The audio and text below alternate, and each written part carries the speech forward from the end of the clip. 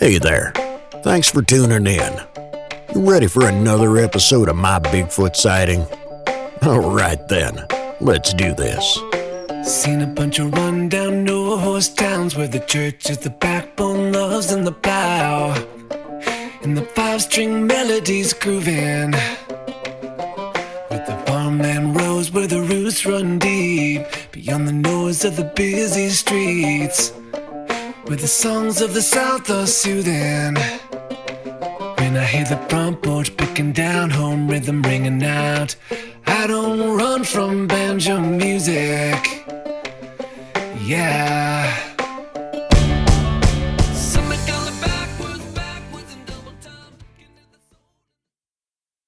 If you'd like to be able to listen to the show without ads and have full access to bonus content, that's an option.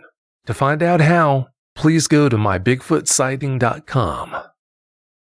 My Bigfoot sightings began 18 years ago.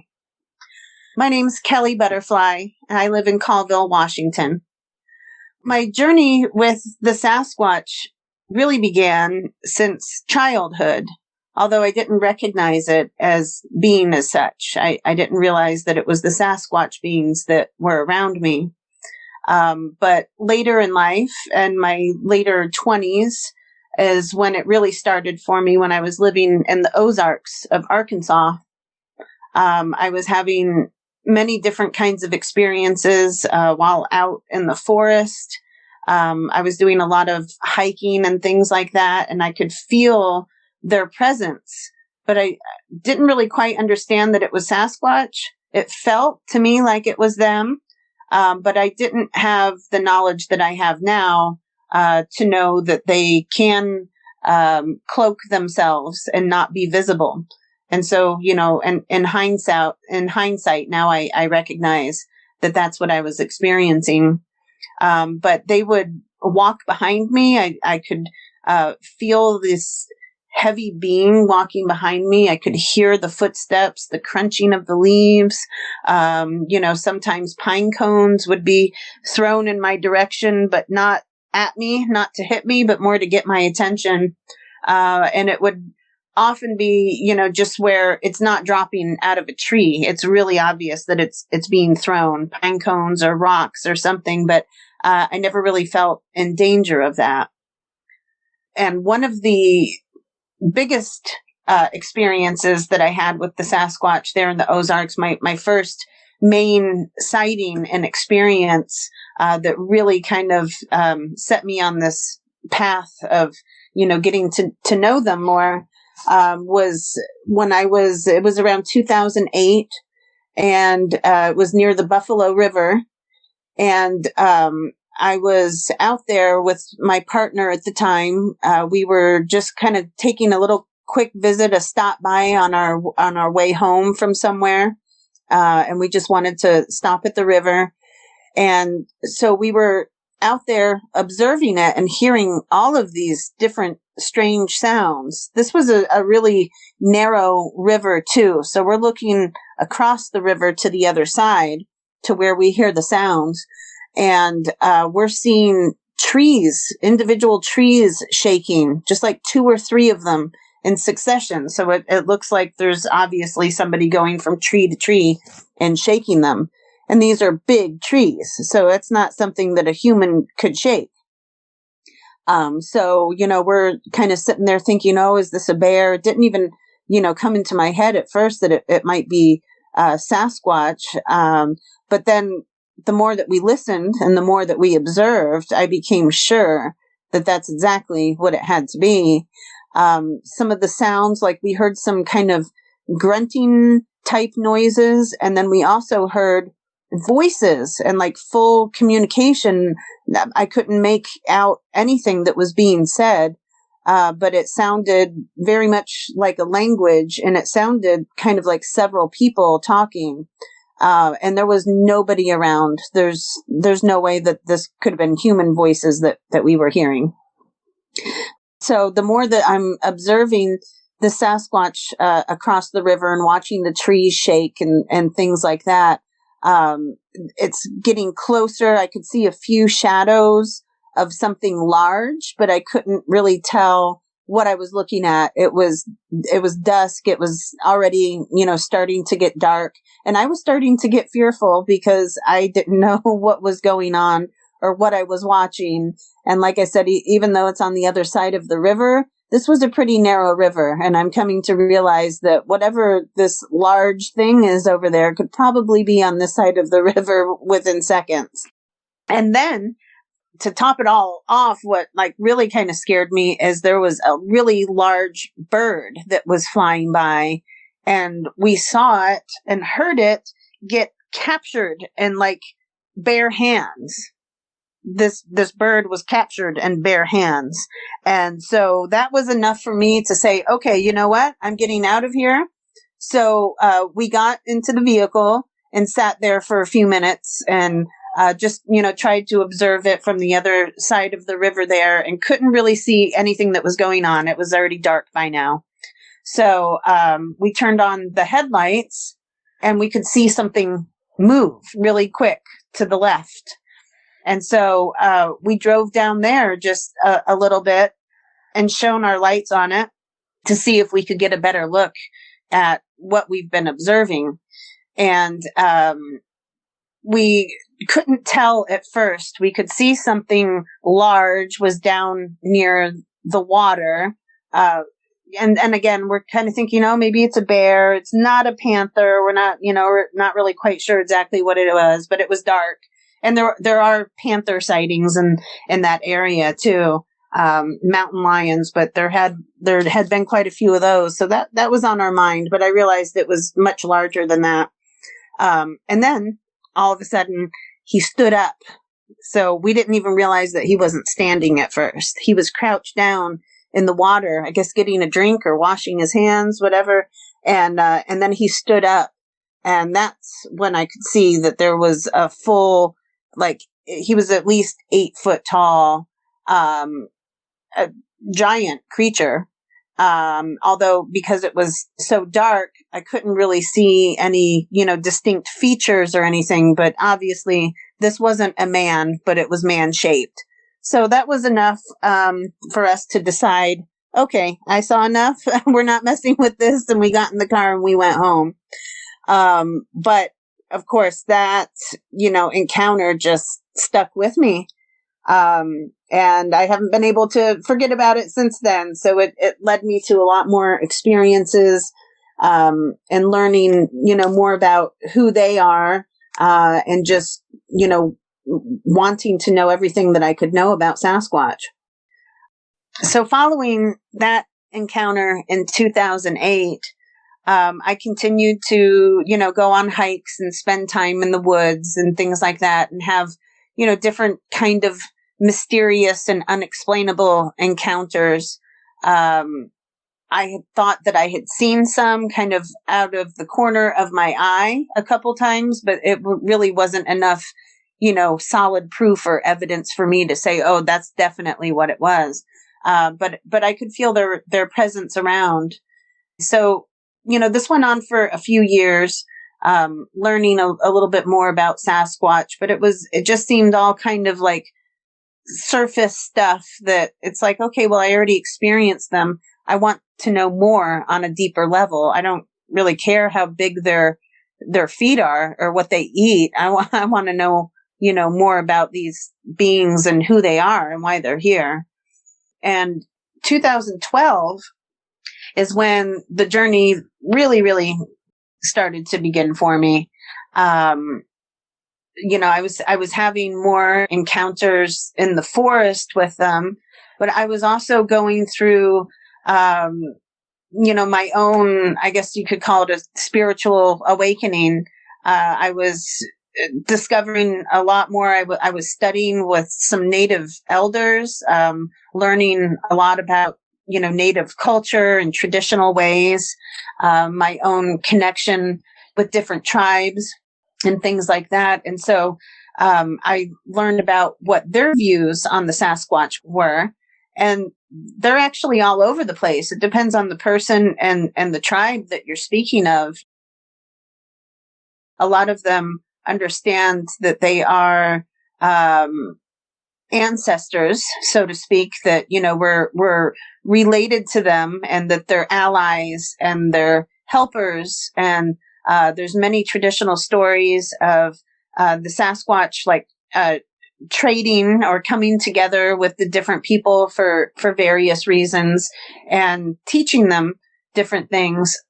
And there's others that would see the Sasquatch as something, as like an omen, sometimes evil. Even a lot of places that are named like Devil's something, Devil's Den, Devil's Tower, Devil's, Mountain or something like that. A lot of those names come from Sasquatch sightings that happened there. And so those names were adopted for those areas.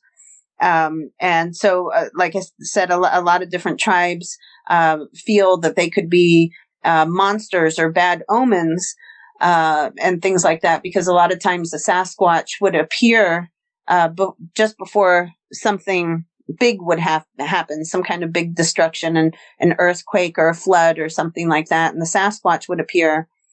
So they would assume that they were a bad omen. Personally, though, what I think, what I feel, and what I've come to conclude just from my own observations, actually, is that I think they come to warn them, and they didn't recognize it as that. Mostly probably because they're also in fear, so they just see this large creature coming into their space, and they're going to go into fear mode rather than realize that they're coming here to warn them of something that's about to happen. And so in 2012, like I said, when this journey really started to begin for me, I was already very much, indoctrinated or learning about the indigenous culture. And I was connecting with many other indigenous people. And I connected with a gentleman on Facebook, not knowing who he was. It wasn't even over Sasquatch. It was, something, I don't know. I think it was a Lakota prayer that he shared or something like that. And anyway, we connected as friends on Facebook, not knowing who this person is at all. And he sends me a random message on there, and it says, "I walk with Sasquatch." That's all it said. "I walk with Sasquatch." And I was like, ooh, that just really piqued my curiosity, So I started asking him all kinds of questions. And I was like, well, don't we all walk with Sasquatch, And he's like, no, I really have a personal relationship with them. I communicate with them. And, so he wanted to share a lot more about that with me. I was asking all kinds of different questions. And he referred me to a book called The Sasquatch People and the UFO Connection, the Interdimensional Connection. And so this really fascinated me because I had not considered the interdimensional connection, even though this is what I've been experiencing all along. And so it really put a lot of things into perspective for me. It gave me a much deeper understanding of what I've been experiencing and why I could feel and hear and even see the Sasquatch, but without much clarity, didn't even understand how can I hear them walking right behind me, but there's nothing right behind me. Well, that's because they're in another realm. They're in another dimension, vibrating at a different frequency where I'm at, and so all of that made a lot of sense to me, because I also, study up on quantum physics. I've always been kind of fascinated with that. And so it really brought all of that knowledge together for me. And once I had that bigger understanding of the Sasquatch, and the material in this book also talked about how, they're allies, they're carekeepers of the planet. They're very nature-based beings, very loving, very wise, and very knowledgeable. and they work with the earth and the elements. And I feel very much aligned with that too. That's very much where my spirit's at. And especially, when I was delving so deep into all this Native American cultural things, that was in perfect alignment with all of that too.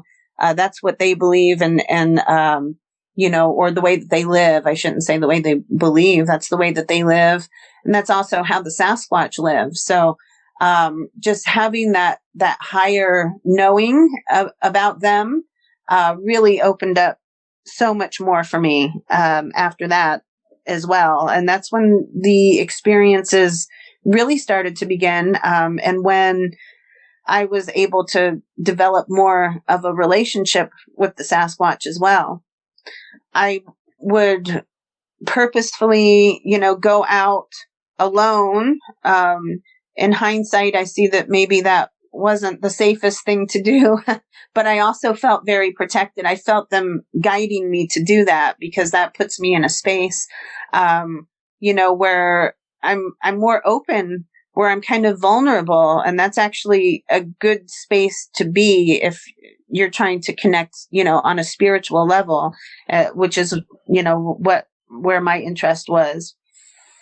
And so I'd go out there and I would talk to them and I would leave gifts and offerings, sometimes little food or snacks, and things like that. But I was also leaving gifts, that were natural things that I thought that they would appreciate. Sometimes just laying down some tobacco, feathers, crystals, different things like that, that I felt that they may appreciate. And I was able to start feeling their presence more. And then I was starting to receive some communication through telepathy. Telepathy is also called mind speak, as many of you know. And so that started to be received subtly. At first it's hard to determine if you're hearing somebody else or if you're hearing your own thoughts. And so, initially I thought it was my own thoughts, but, it evolved into actually hearing different voices, hearing their different, inflections in their voice and hearing their language and the way that they speak.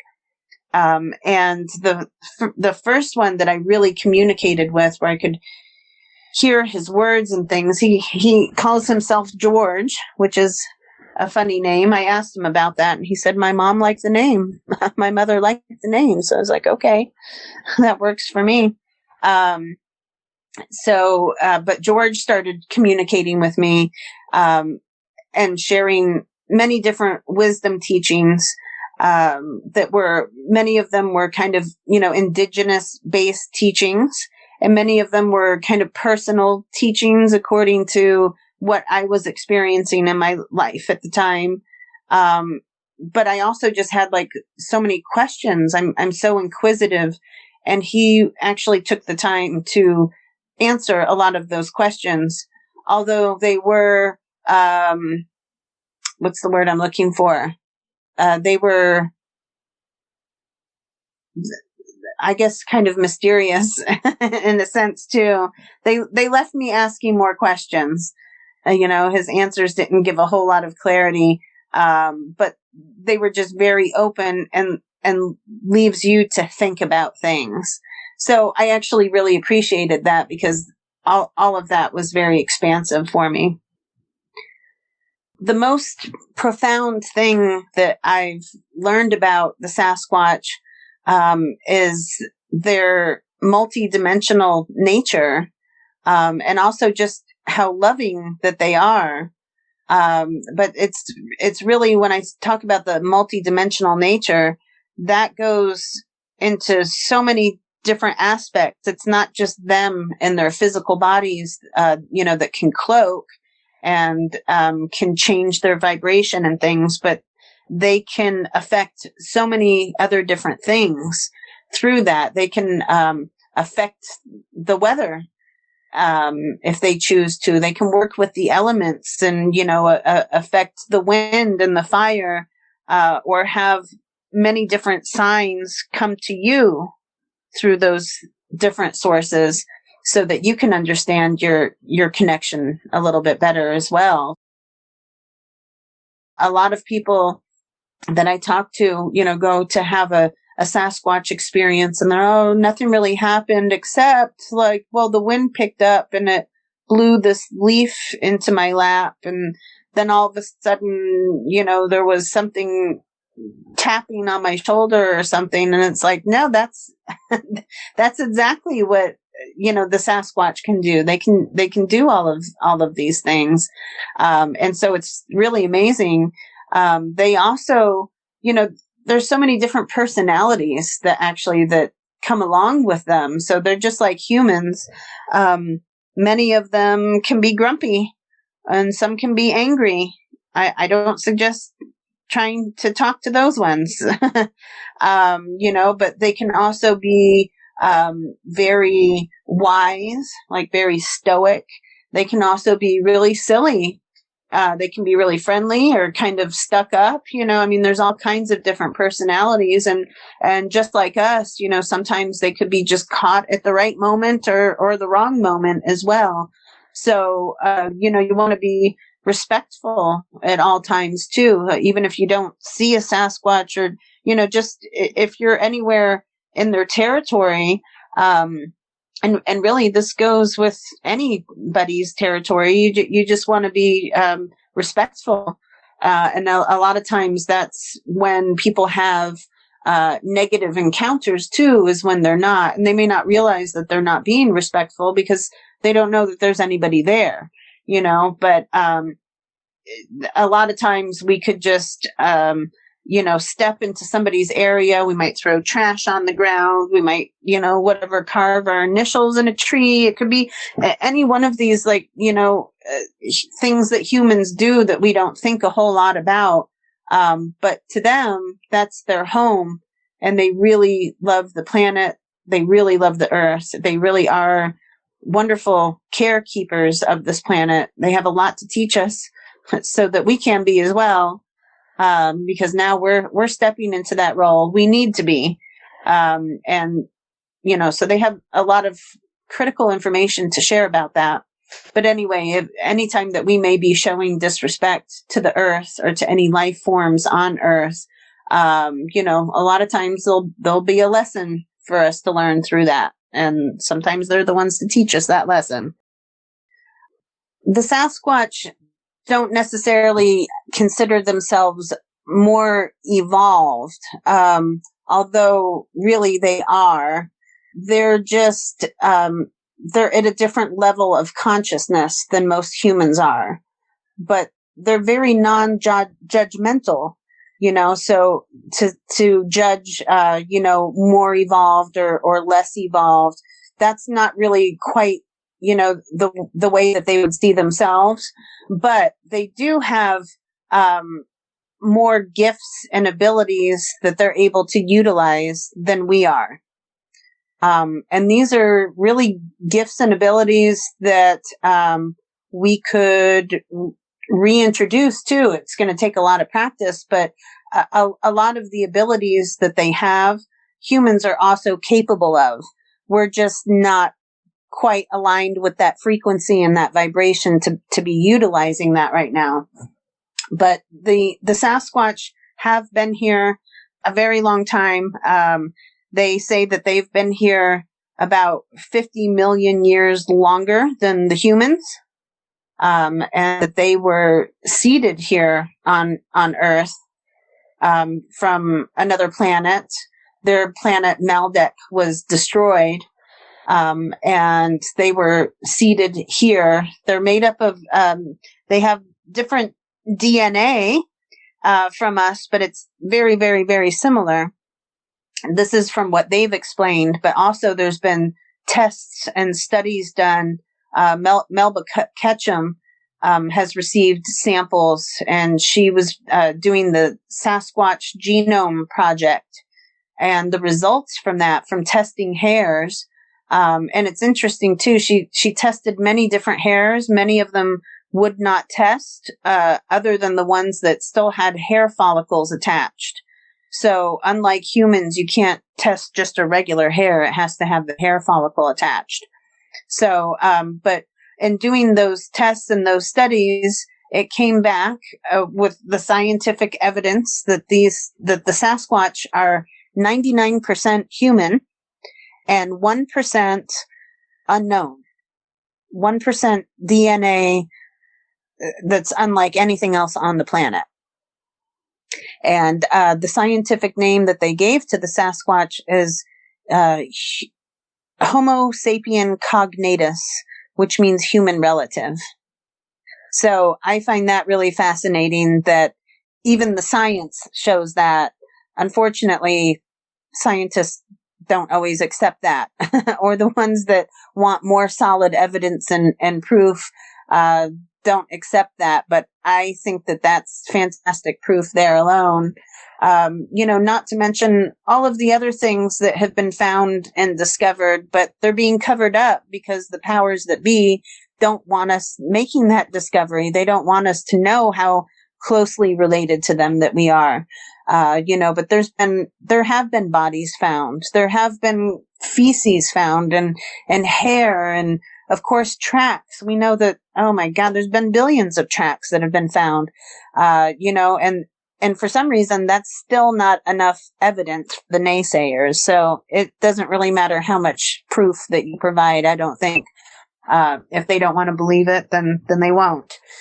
But yeah, I think it's, really awesome that we do have that information out there. And like I said, as far as like the different personalities and things go, very different personalities, different levels of consciousness as well. So when we're talking about, are they more evolved or less evolved? On the surface, yes, you could say that they are more evolved. But there's all kinds of different levels of that too. That's not all one and the same. And that can shift and change in every moment, just like it can with us. We could be happy on cloud 9 and then all of a sudden something terrible happens next to us. And that's going to shift our consciousness and the way that we view things. So it can be very much the same for them. But they do have many of the gifts that they have. Like I said, they can cloak themselves. They can also apport items. They can travel through dimensions and to different density levels and, things like that. They're able to, open up portals and go through them. So these are all things that are existing here, on the planet simultaneously while we are, but it's things that we don't necessarily have access to unless we're tapped in to that same level of consciousness, unless we're on that same density level or higher than where we've been before, we may not see any of these different things. And so that's also why so many different people's experiences are different too. I've done a lot to develop my psychic side. And I've always felt very sensitive to other realms.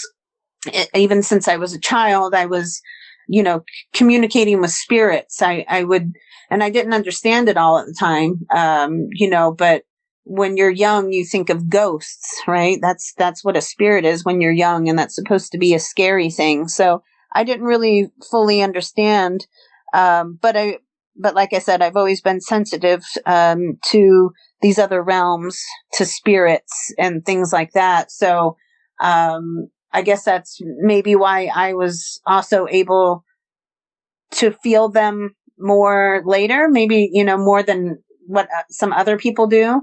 And it doesn't have anything to do so much with how evolved you are, but just how in tune you are maybe with yourself or to the energies that are around you as well. Some of the different kind of like phenomenon that I have encountered, and also with many others. I host a Sasquatch gathering, the Sasquatch family reunion, and I've been on like many other campouts and things like that where people are looking to commune with the forest people. And there's been many, many different experiences that, that haven't been just personal, but have been experienced in a group too. So that just validates it that much more as well.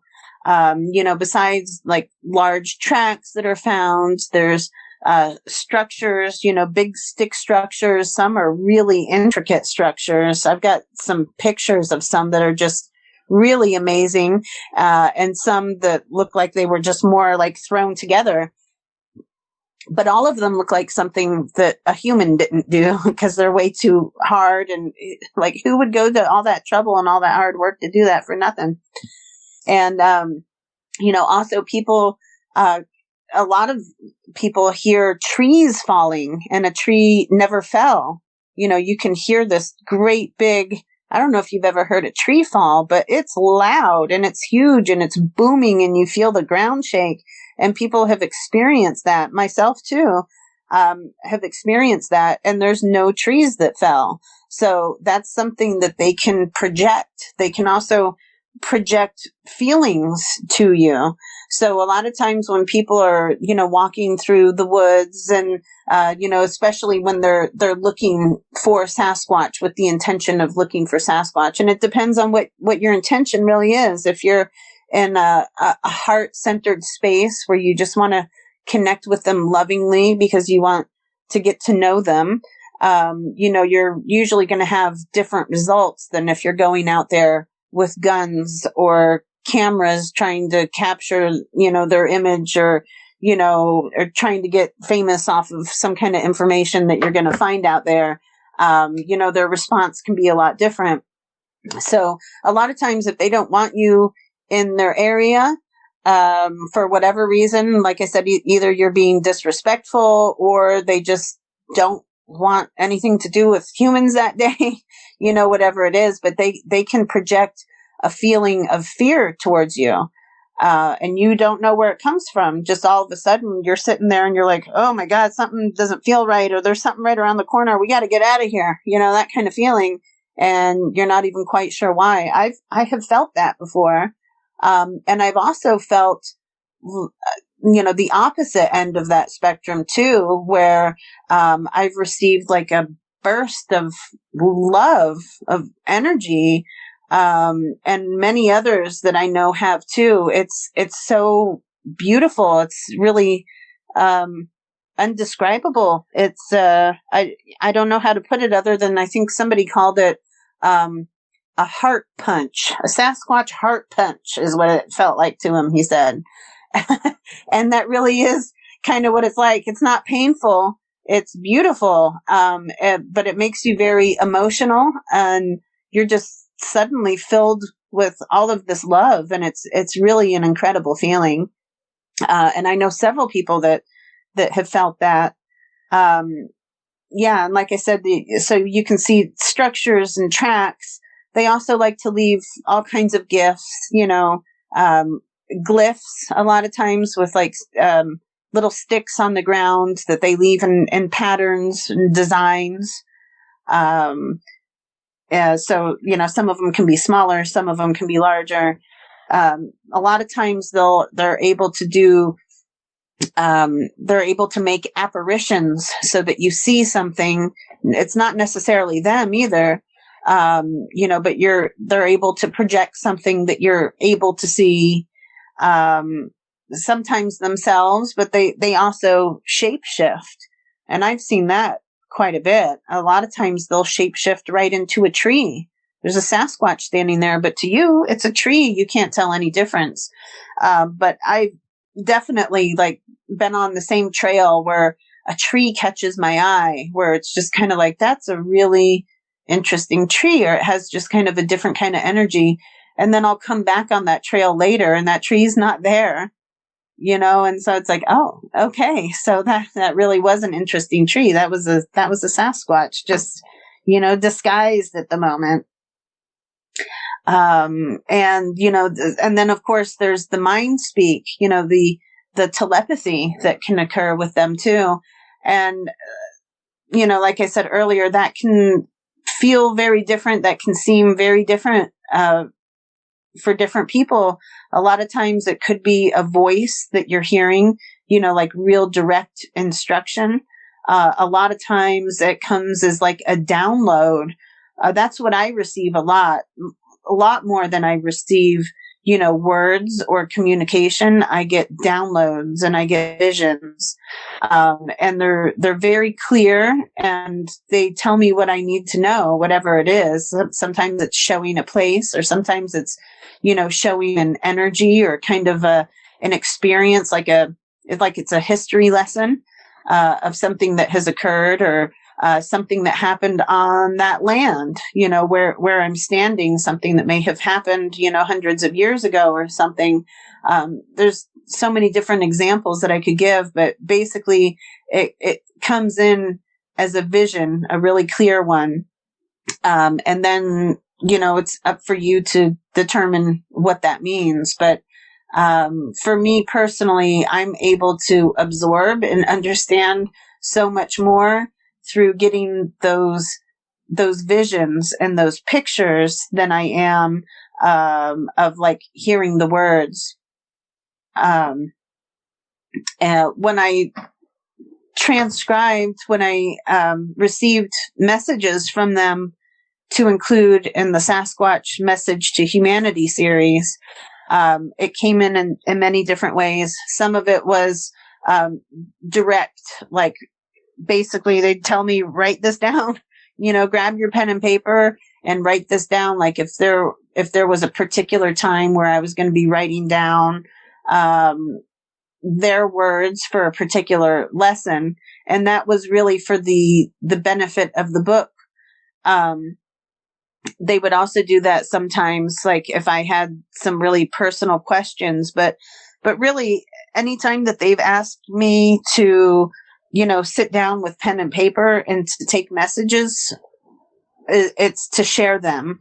It's not usually just for like my own personal use, or for my own personal understanding. Most of those would come through in like visions.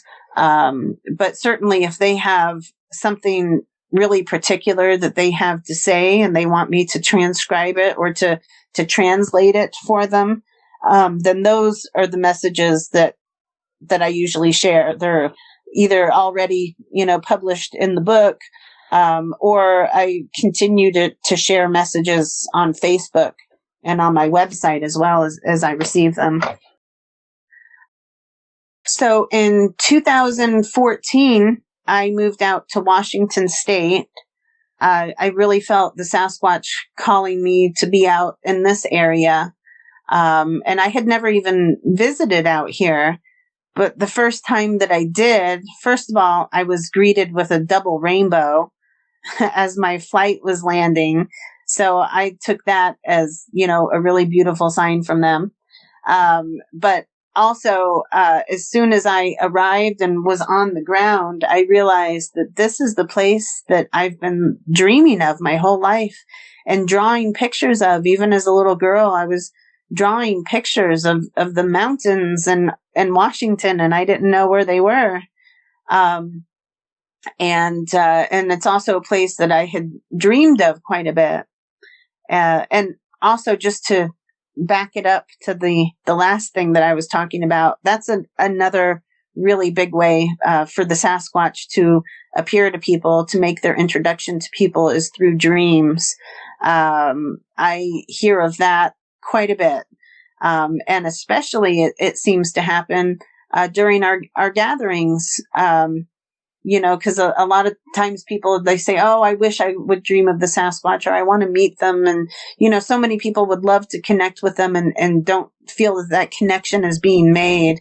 So one of the best ways to make that connection for them and for us, because a lot of times our brains really aren't as prepared as we think they are.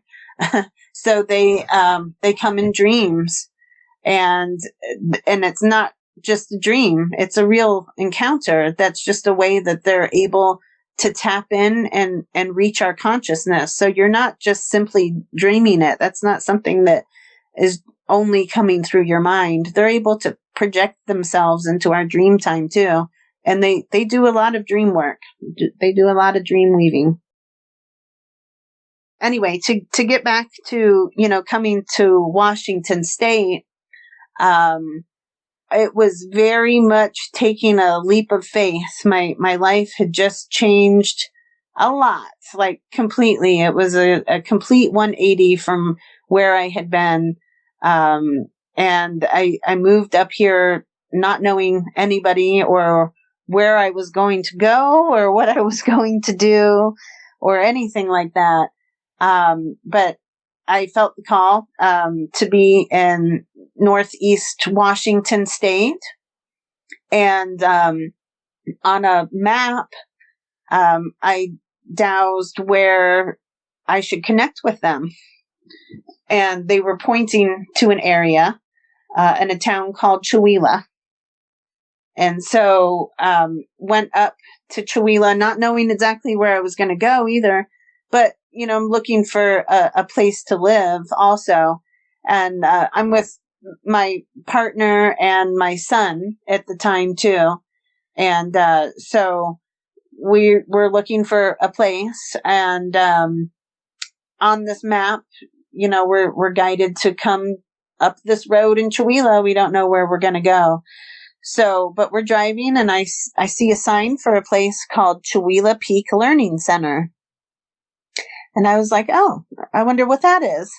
So we pulled in there, and this is really out in the wilderness. There's nothing else around this area. It's outside of the town of Chewelah. So there's absolutely nothing else around except for a ski resort, which isn't too far away, but it's not visible from this area. And anyhow, so I go to this Chewelah Peak Learning Center. It's this beautiful facility with all of these beautiful buildings, forest all around. I could really feel the Sasquatch presence there too. These big, beautiful, tall trees. And so, and there's nobody there. There's nobody at this big facility. So I started kind of peeking in the glass windows so that I could see, what is this place? What do they do here kind of thing. And one of the buildings, I looked in there and I saw myself walking around inside of this building holding a clipboard. And I was working. I was doing something, I can't remember what I was doing. But anyway, seeing myself in there with a clipboard, I turned to my partner and I said, I think I might work here one day, because I was like, I'm seeing myself working here. I didn't know what that meant or anything.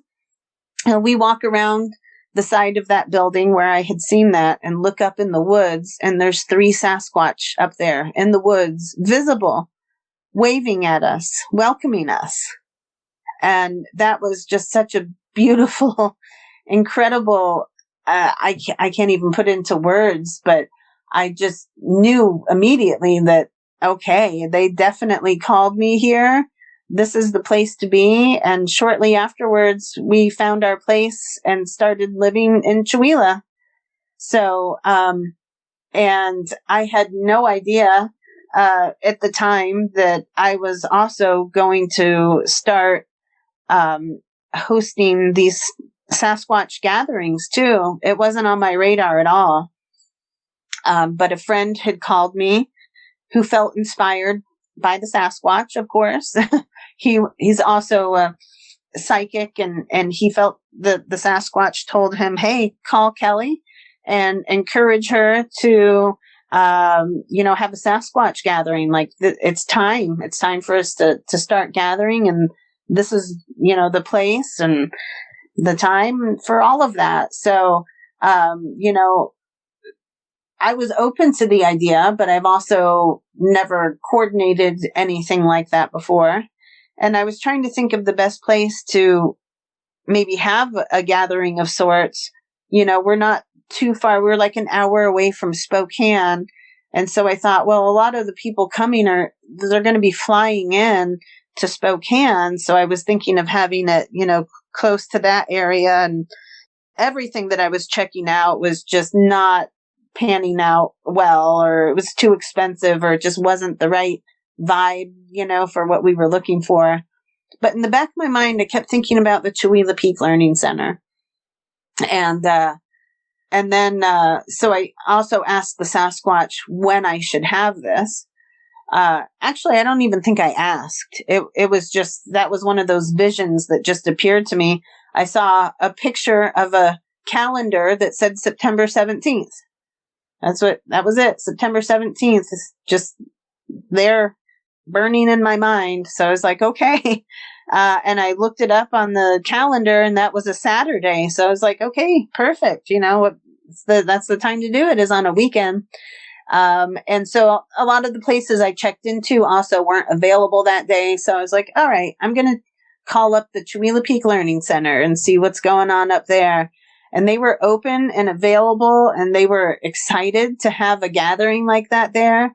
And it was just like the most perfect facility for it. So in 2016 was the first year for the, initially it was called the Psychic Sasquatch Spiritual Conference or Spiritual Retreat.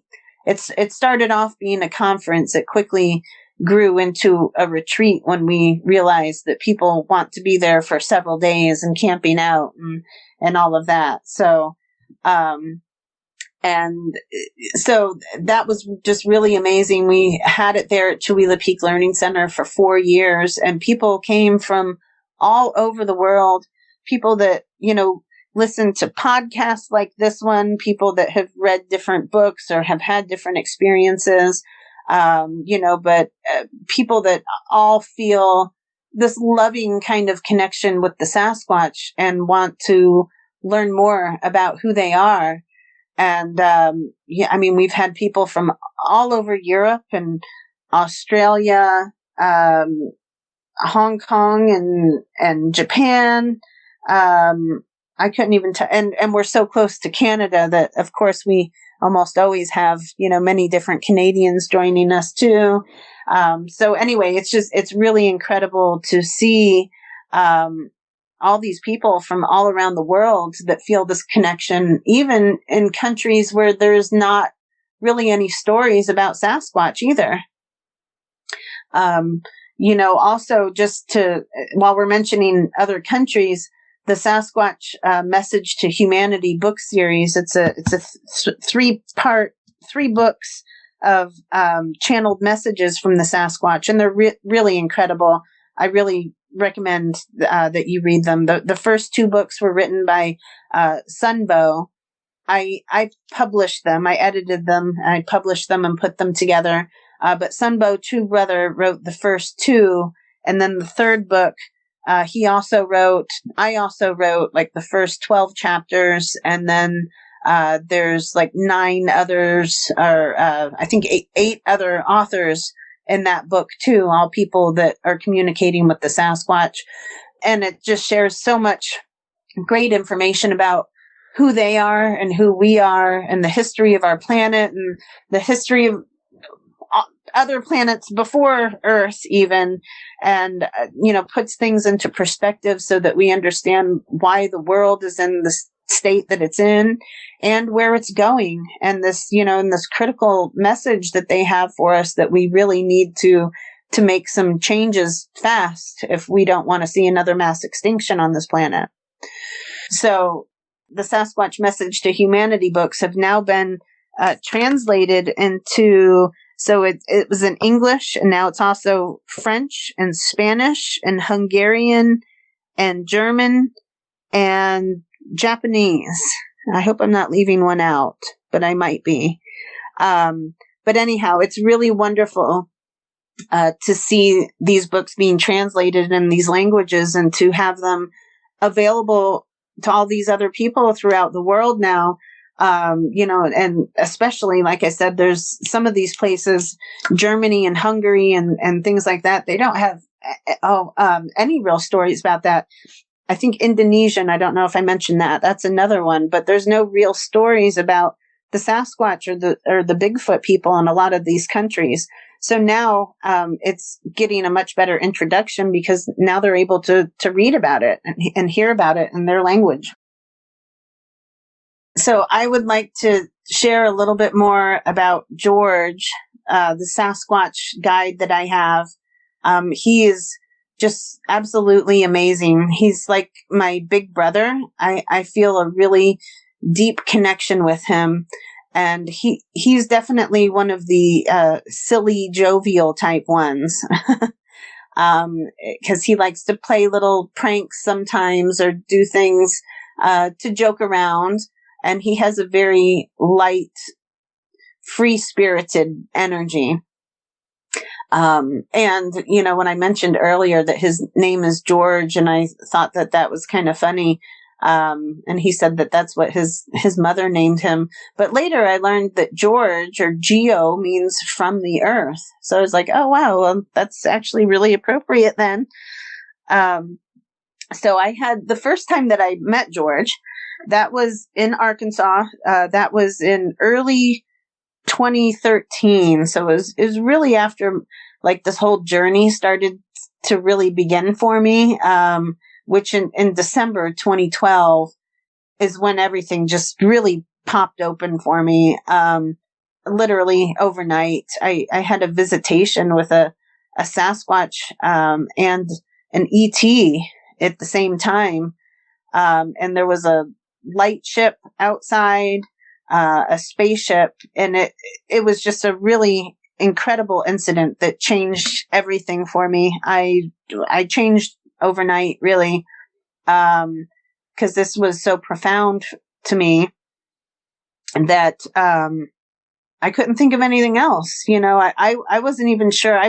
I kind of believed in Sasquatch more than I believed in aliens, if I can put it that way. I don't know if belief is the right word, right? But my focus was a little bit more on Sasquatch and not so much ETs. But when they visited together, I really understood that deeper connection as well, and it shifted everything for me.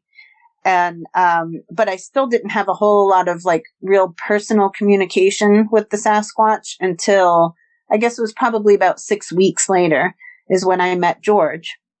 And when I met him, I was walking in the woods near my home. It was a very small little patch of woods. It was actually just an undeveloped part of the neighborhood. And, but it was a special little place where I was able to get out in nature, and there's nobody ever out there. So I went out for a walk one day when I laid my son down. He was just a baby. I laid him down in his crib for a nap, and I left his older sister there to keep an eye on him while I took a walk. And so I went into the woods, and I was just kind of praying on the way. I was in a really good space, I guess you could say. I just felt a very loving presence, and I really wanted to connect with the Sasquatch, but I really wasn't expecting to that day. I just kind of wanted to honor them. And I found this stand of trees, these 4 trees where I could stand perfectly right in the center of them. And so I did that. I stood right in between these 4 trees, and I meditated for a little bit. And then I was singing the song Hallelujah by Leonard Cohen. That song was like stuck in my head for like a week. And anyway, so I just decided I'm going to sing it out loud. So halfway through the song, I have my eyes closed, and I'm able to see a Sasquatch observing me behind my eyes, but I could see him and I could feel him. I could smell him. But I could see him watching me, and I could see him getting closer to me. He was getting closer and closer and closer and closer. And it was starting to like, okay, like I don't want to say fear was setting in, but it was like, how much closer could he possibly get?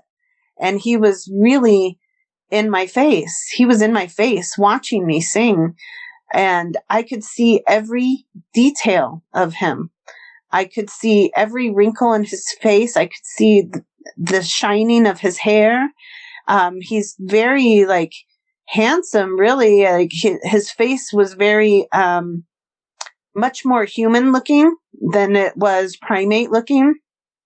He's also described himself that he's more of an ancient one. There's many different races of Sasquatch people. There's many different kinds, just like, we're all human, but there's a distinct difference between the different cultures, and you can tell. So it's the same with them.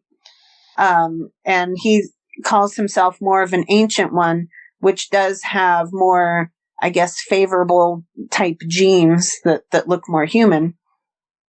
So, but he's around 7 feet tall. So he's not one of the tallest ones, but certainly taller than most humans. He has like a dark auburn colored hair. And he walked with a stick. He walked with a crooked stick. He had a little bit of a limp. And I asked him about that as well. And he said that he was injured when his father died. And he didn't give me any more details about that. But when he said that, I kind of got a vision, which I don't know if it's completely accurate or not. I didn't want to press on the issue because I felt a sadness from him.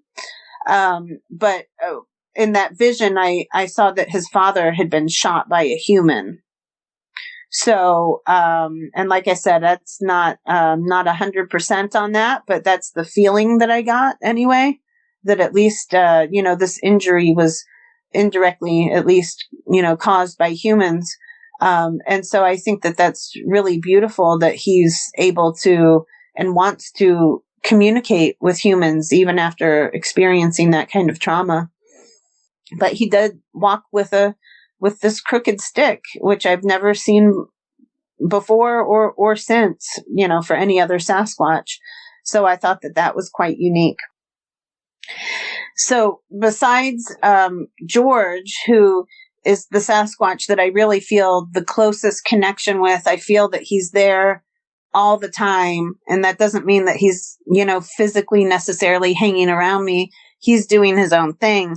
But if I think about him, or if I call on him for any reason, he's there because he's a part of me. And I feel that with some others too. There's a Sasquatch woman she's like a grandmother, and her name is Suni. And she has taught me so much as far as, like, I don't know if you want to call it like wise woman teachings, but that's what it's like. They're very kind of indigenous, very kind of heart-centered things on how we can navigate through this life. And so she's shared a lot.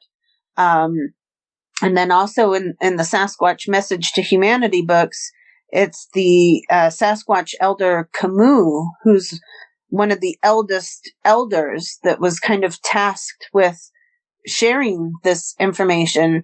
He was chosen, or he volunteered, or whatever, but he has, the more experience and the abilities to communicate with the Sasquatch, with humans in the way that we could understand. So most of the messages from the Sasquatch Message to Humanity came from Camus. But in the third book, where I wrote some chapters, there's several other Sasquatch that I mentioned by name. And they most of the time have much more exotic names. Like one is Sanatarel and Alayato. There's different, different names that usually aren't like George. So that's why I said that name seemed pretty unique to me. But they all have different kinds of teachings to share. They all have very different kinds of personalities. And many of them are they're willing to connect with humans if you're willing to connect, if you're willing to, kind of drop the fear or drop the ego, and the things that, are undesirable for them. They just want to be, and they want to help in whatever capacity that they can. And if they don't, a lot of times they just want to keep to themselves. Like I said, it's very much an individual thing, just like it is with us. Not all of our neighbors are the same, and they're not all the same either. And it depends on what day you catch them on and what mood that they're in as well. That's why, treating them with respect and taking a gentle approach is really important too. I usually just kind of allow them to come to me. I might make the introduction, or I might make the suggestion of, hey, I'm here. If you have something that you'd like to share, I'm willing to receive it. Or, I'll even let them know ahead of time if I'm going out somewhere, and, be like, I'm going to go and visit this area. So if somebody wants to meet up, and, that kind of thing. And sometimes it happens, and sometimes it doesn't. But because I've been involved in this also for so many years, I've made, so many wonderful connections, and I've done a lot of shows and written a lot of articles. So a lot of people in this area and throughout are aware of my involvement. And so they reach out to me for advice, either on connecting with the Sasquatch, or a lot of local people ask me to come out to their property to, feel it out and see if I'm able to feel the Sasquatch there, or if I have, some kind of advice. And sometimes there's, it can just be really subtle. A lot of times it's even different energies that aren't Sasquatch. It might be like other beings that I could feel on their property that they assumed was Sasquatch. But it's not. And, so, and then a lot of times I'm also able to connect people with like their personal Sasquatch guides. And that's not a guarantee. That's just if it's, coming through at the moment. But a lot of times there's just something kind of, whatever it may be, something that's kind of standing in between the Sasquatch and the person having a more personal relationship. And when I come and make that introduction and say, oh yeah, this is so-and-so, and they're living, under that tree over there, or something like that, then the person's able to really kind of open up and just, expand on that. They're able to connect with the Sasquatch and make that connection, or able to feel more of that connection, or even just having a name, they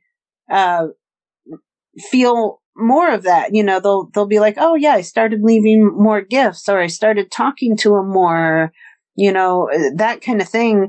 And that really, just helps to establish a deeper connection for them. So I feel really great that I'm able to help facilitate that in any way, and to help people have a better understanding of who the Sasquatch are, and that they're not, something that needs to be hunted down, or really that we don't even really need to be so invasive in their territories, or trying to figure out what they're doing, or trying to, figure out these physical aspects of them, because that's really personal. Think about it. When somebody wants to get to know you, you like for them to ask questions, or to be thoughtful and respectful, or to pay a compliment to you, and not come up to you and pluck one of the hairs out of your head and say, I'm going to run a DNA test on this to see who you really are. So it's very much the same kind of thing. Well, I've shared quite a few experiences here, and there's so many more that I could share. So I would love to, come on another time or something, if you'd like for me to, and to share some more messages. And, stories, or any questions that people may have. But for now, I guess we'll wrap this up to keep it short and sweet. And if anybody has any questions, or would like to reach out to me, or to learn more, I'm on Facebook, Kelly Rainbow Butterfly. You can also check out my website, or I have two websites actually, www.sasquatchmessage.com www.sasquatchmessage.com is the website that's for the books, the Sasquatch Message to Humanity. And there's links there to all kinds of different articles and podcasts and shows and things that I've been on, or Sunbow has been on, to explain all of that a little bit more. And my other website is www.sasquatchfamilyreunion.com. That's the name of the gathering that we have now. The gathering's evolved and the name has kind of evolved, and we put on other kinds of conferences and gatherings too. So a lot of that information can be found at that website, as well as products, events, things like that, and links to other things too. So you could learn a lot more about that. And I just encourage you to reach out to me if you have any questions. And also just want to say thank you for having me on the show, and thank you for listening. Well, that's it for tonight's show. If you've had a Bigfoot sighting and would like to be a guest, please go to mybigfootsighting.com and let us know.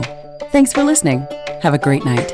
Seen a bunch of rundown no-horse towns where the church is the backbone, loves in the plow, and the five-string melodies grooving, with the farmland rows where the roots run deep, beyond the noise of the busy streets, where the songs of the South are soothing. When I hear the front porch picking down, home rhythm ringing out, I don't run from banjo music. Yeah, the sound of a memory brings me back to the bluegrass playing on my dad's 8-track. His pickup man had been through it, getting through the day on Scruggs and Skags, booking their bales to those Tennessee jams. There's no other way that I'd do it. When I hear the front porch picking down, home rhythm ringing out, I don't run from banjo music. Yeah. Something coming backwards in double time, getting to the soul and the tremolo Kentucky style. Those are the anthems strumming out, country boy living. When I hear the front porch picking down, home rhythm ringing out, I don't run from banjo music.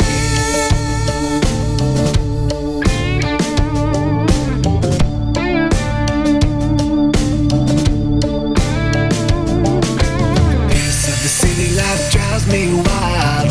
The only tune is the cars rushing by, with the bass on the stereos booming. When I hear the front porch picking down, home rhythm ringing out, I don't run from banjo music. Yeah.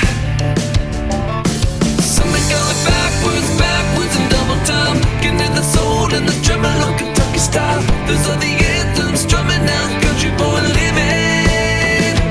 When I hear the front porch picking down, home rhythm ringing out, I don't run from banjo music.